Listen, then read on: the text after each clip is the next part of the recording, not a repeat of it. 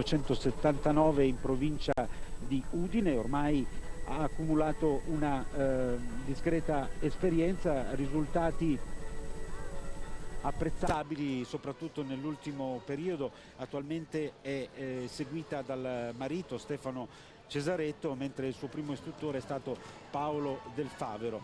Vediamo che nel momento in cui il binomio azzurro è sceso in campo dopo una prima interruzione di un quarto d'ora, le condizioni atmosferiche erano migliorate, non pioveva più, però il terreno era davvero allentato. Per Giulia Martinengo una prima fase senza errori e poi 4 penalità nel tempo di 32,10, lontano dalle prime posizioni, comunque una presa di contatto con il campo di gara.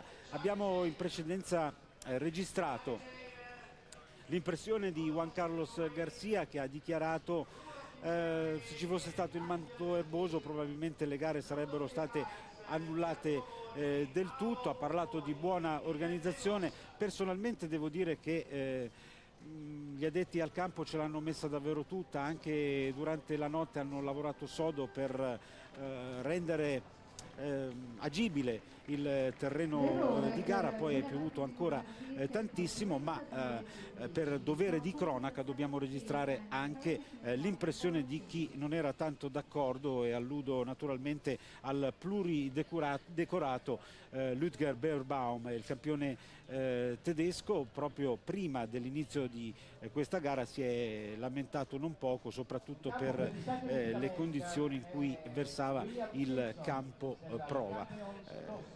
Naturalmente in tanti anni di professione non abbiamo mai visto una situazione meteorologica di questo tipo, o perlomeno non durante una gara, però possiamo dire che abbiamo avuto esperienze abbastanza simili durante le Olimpiadi di Sydney, anche a Barcellona. C'è stata veramente un nubifragio, la gara è stata spostata di qualche ora e non ci sono stati isterismi da parte di nessuno. Dunque prendiamo atto delle lamentele, ma consideriamo anche il fatto che Roma negli ultimi giorni è stata veramente bersagliata, come del resto parte del nostro paese, da condizioni veramente inclementi. Dopo il percorso di Giulia Martinengo in sella a Joan du Palais e la volta di William Simpson con El Campeons Tosca. Dunque, grazie alla registrazione effettuata dal regista Roberto Gambuti e dalle telecamere dell'Esterna 2 di Milano, siamo in grado di proporvi quello che è stato il binomio migliore. William Simpson, nato nel 1959, ha partecipato a 3 finali di Coppa del Mondo. In particolare ricordiamo l'edizione del 2004, edizione ospitata ad Assago a Milano, per lui 36esima posizione a livello individuale. Vedete che il cavaliere americano ha trovato tutto sommato delle condizioni accettabili, ha la possibilità di sprintare anche nel tratto conclusivo e va a imporsi con un netto in 26,50.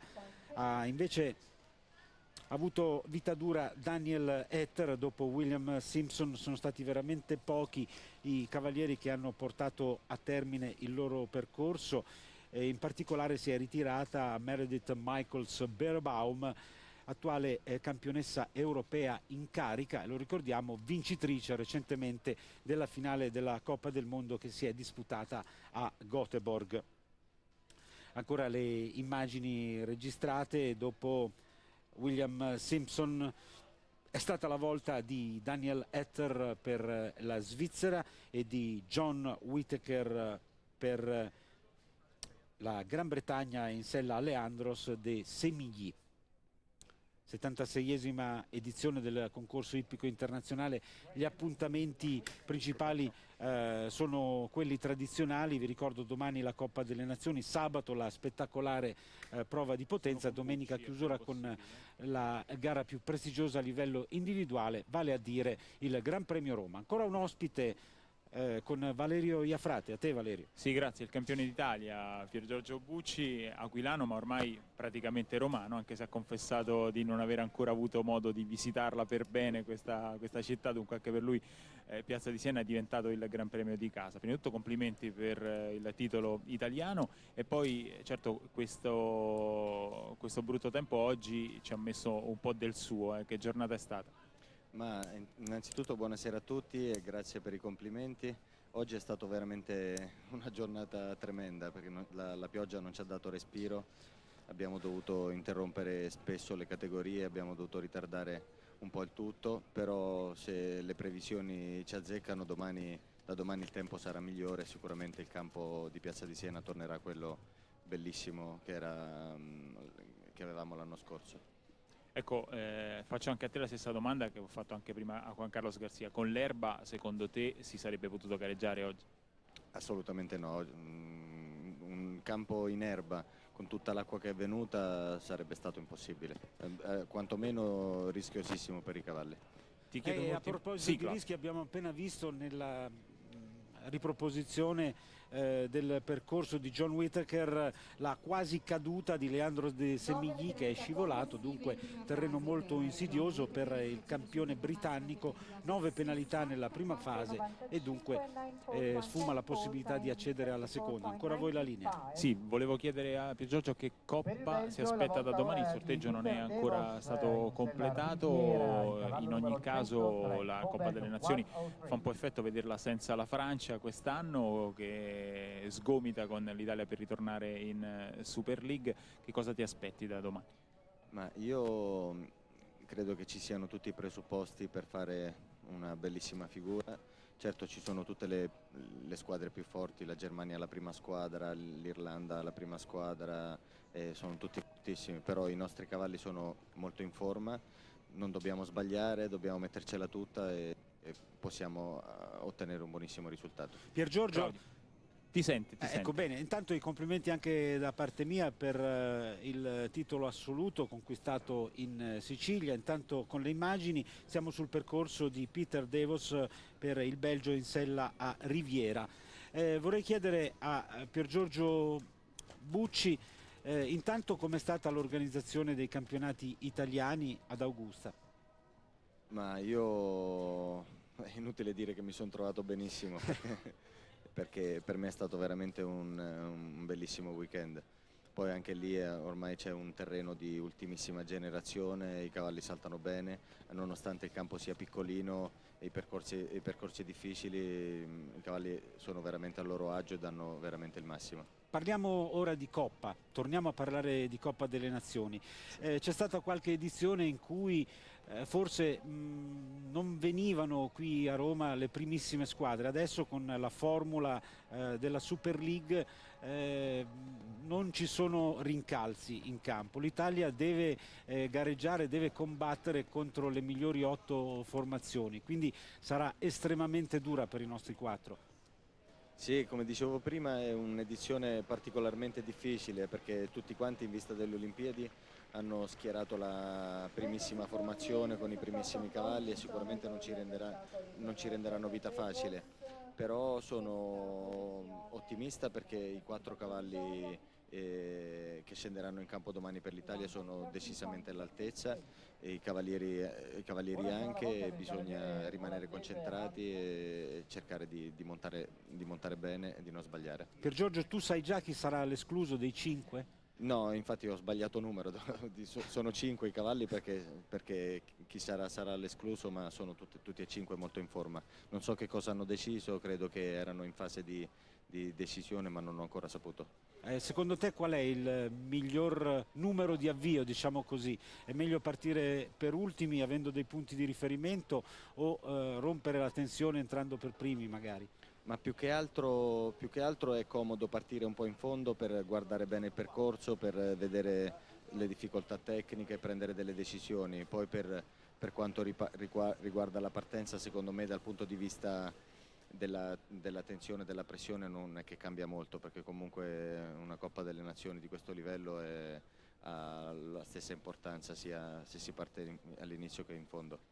Intanto con le immagini siamo sempre sulla parte intermedia della gara di cui vi abbiamo mostrato la conclusione. Abbiamo seguito un ottimo percorso da parte di Peter Davos per il Belgio, percorso netto in 30 e 68, poi abbiamo assistito via via alle eliminazioni e ritiri di Harry Smolders per l'Olanda in sella Equis Oliver, di Elena Lundbach per la Svezia con Madik, di Emilio Bicocchi per l'Italia con Jackerson Capitol Dargon. Non si è proprio presentata Meredith Michaels Berbaum, e anche il belga Dirk de Mersman con Timoun Kalou Mersen ha dovuto arrendersi.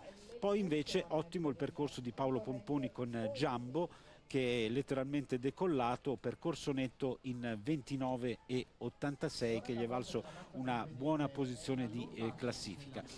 E proprio Elena Lundbach, che avevamo citato in precedenza in quanto nella tappa di Oslo era riuscita a precedere Juan Carlos Garcia, amazzone svedese ormai dotata di grande esperienza, per lei un'esperienza olimpica a Sydney con Minta, settimo posto con la squadra, e con questa cavalla ha partecipato anche ai giochi equestri mondiali di Aires de la Frontera nel 2002, medaglia d'argento con la sua equipe.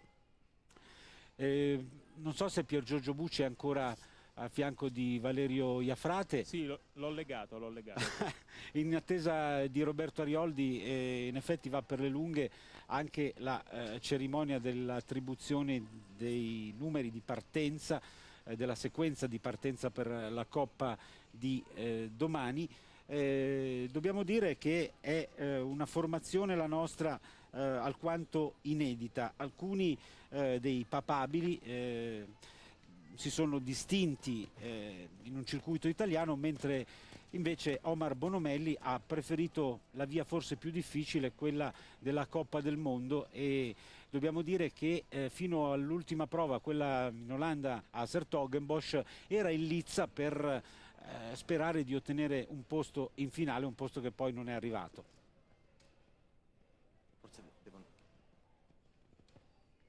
Tanto Elena Lundbach per la Svezia terminerà con un'eliminazione, e poi abbiamo visto che in fondo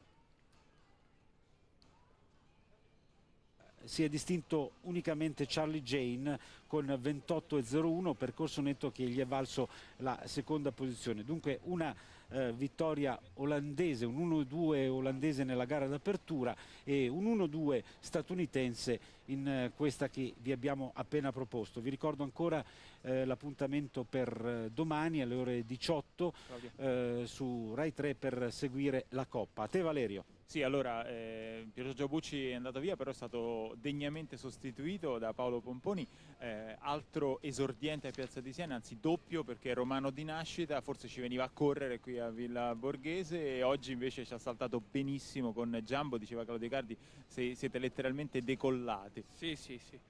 Non ci venivo a correre, ma mi ci portavano quando ero piccolo i miei genitori a vedere le gare.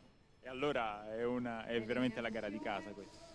Questo è un sogno che diventa una realtà. Solo quello. Che effetto fa attraversare questo arco ed entrare in questo ovale? Pensavo di essere più emozionato, l'ho superato bene. Pensavo di trovare un po' di emozione, invece è venuto tutto facile. È venuto facile anche un tempo sotto i 30 secondi, 29,8 se non mi sbaglio. Che significa? Che Jumbo è in grande condizione, che Paolo Pomponi può mirare anche in alto in qualche altra categoria, che il terreno ha tenuto, o una sintesi di tutto questo? È un periodo che il mio cavallo è veramente in gran forma e potevo rischiare qualcosa in più per fare l'Oxer numero 11, però va bene così, sono felicissimo. Il terreno trovo che sia buono, i cavalli saltano bene, all'estero si salta in posti peggiori e non si lamenta nessuno. Paolo? Ti ascolta Claudio. Sì, non so se a un certo punto abbiamo interrotto la nostra registrazione per entrare in diretta con la gara, però forse abbiamo l'opportunità di proporti, dopo quello di Emilio Bicocchi, proprio il tuo percorso che commenteremo insieme. Aspetto una conferma dalla regia. Questo è ancora il percorso di Emilio Bicocchi in sella Jackerson Capitol d'Argonne, che sarà costretto al ritiro, e dopo, visti i ritiri di Dirks de Mersman, di Fiorelli, di Nick Skelton, dovrebbe esserci proprio il percorso di Paolo Pomponi. Intanto non ci sono notizie di Roberto Arioldi, il nostro commissario tecnico, che dovrà darci lumi sulla composizione della formazione che domani difenderà i colori azzurri in Coppa delle Nazioni. Abbiamo ancora qualche minuto a disposizione, speriamo che il 5 volte campione italiano, ora passato dietro la scrivania per compiti tecnici, ci possa raggiungere. A te Valerio. Sì, allora con Paolo ancora, noi non abbiamo il monitor, ma credo che Paolo il suo percorso se lo ricordi a memoria. Sì, ce l'ho in testa. Sì, però non è ancora sul nostro schermo. Allora aspettiamo ancora. Dicevamo di questo campo, tu hai detto giustamente, all'estero si salta in posti peggiori, non si lamenta nessuno. Qui la gara è stata sospesa 2 volte, va bene che insomma ha piovuto tanto, però il terreno mi pare che poi alla fine abbia retto e stia reggendo nonostante la grande quantità di acqua che è venuta giù in questi giorni. Io ho saltato su questo campo e non ho avuto nessuna difficoltà. I tanti ritiri sono dovuti anche al fatto che tanti cavalli che affrontavano questa gara dovranno saltare la Coppa domani e si sarebbero ritirati lo stesso anche col terreno non bagnato, perché il terreno non è brutto. Ecco, quindi magari anche la decisione di eliminare l'obbligatorietà di alcune categorie, tra cui questa nella quale tu ti sei piazzato come qualificazione per il Gran Premio, ha favorito in un certo senso chi non voleva rischiare e quindi si è tenuto magari le energie sue e dei cavalli per domani, dopodomani. È la cosa più giusta, perché se uno pensa che il terreno non sia adatto può tranquillamente non saltare. Paolo, mi pare che però le difficoltà maggiori le abbiate avute in campo prova. Sì, sono stati spostati un po' i salti, però io tutta questa difficoltà non l'ho trovata, sinceramente. Il carattere del cavaliere e soprattutto dell'assistenza della Polizia di Stato. Tu sei nato a Sacrofano, vero? No, io sono nato a Roma e vivo a Sacrofano. Ah. Quindi ho informazioni sbagliate. No, vivo a Sacrofano. Quindi l'area di campagna. Sì. Ti ha fatto bene. Ecco, finalmente abbiamo la possibilità di vedere Jumbo. Allora, proviamo una telecronaca al buio. Io vedo le immagini, i nostri telespettatori anche, tu non la vedi. E allora io ti dirò che stai per cominciare qui un po' il di tuo emozione l'ho percorso. sentita. Un po' di emozione, ancora un'inquadratura piuttosto larga, sei un puntino lontano, ora sei inquadrato in primo piano e adesso comincia a vedersi la sagoma di Jumbo, che è un cavallo nato nel 91, per lui origine olandese se non sbaglio. Sì, origine olandese. Ecco, qui stai partendo e avevi già in mente di arrivare fino in fondo o hai detto adesso partiamo, poi strada facendo decideremo la strategia? No, la strategia, se facevo percorso netto nella prima fase, di provare un po' a fare la gara, senza esagerare, però provare un po' a fare la gara. Sono venuto qui apposta. Infatti c'è stata una prima fase di studio, qui stai superando un verticale di barriera in bello stile, devo dire sei anche abbastanza composto, per ora sta rispondendo magnificamente Jumbo, superato anche l'Oxer in verde e arancio, ora un altro largo in bianco e azzurro, Sì. la fase intermedia del percorso. È la prima fase in cui bisogna saltarli netti però. Ancora un verticale di barriere, al termine di questo percorso cederemo la linea allo studio e probabilmente non avremo la presenza di Roberto Arioldi e dunque non sapremo come sarà formata ufficialmente la squadra italiana di Coppa. D'altronde, lo ripetiamo ancora una volta, la pioggia ha scombussolato un po' tutti i piani, ore e ore di ritardo sul programma previsto. E qui Paolo Pomponi comincia a pedalare, seconda fase, qua massimo della concentrazione, hai sentito aria di un possibile buon piazzamento. Sì, forse ho ripreso un po' per l'Auxerre azzurro e blu, forse ho perso un po' di tempo lì. Per il Però resto... vediamo anche una girata molto acrobatica, hai rischiato anche qualcosa nella fase ultima del percorso. Sì, un superata po' di anche la rischi bisogna gabbia. prenderli. E comunque da queste immagini si può dire che il tuo percorso è stato impeccabile ed eri anche molto molto soddisfatto. Sì, molto. Il saluto di Paolo Pomponi sia qui in queste immagini registrate che dal vivo, le carezze per il suo Jumbo. Siamo giunti in chiusura di collegamento, amici all'ascolto, dunque appuntamento domani alle ore 18 per seguire la Coppa delle Nazioni. Ringrazio l'Esterna 2 di Milano, il regista Roberto Gambuti, il collega Valerio Iafrate. Restituisco la linea allo studio e auguro a tutti la più cordiale buonasera.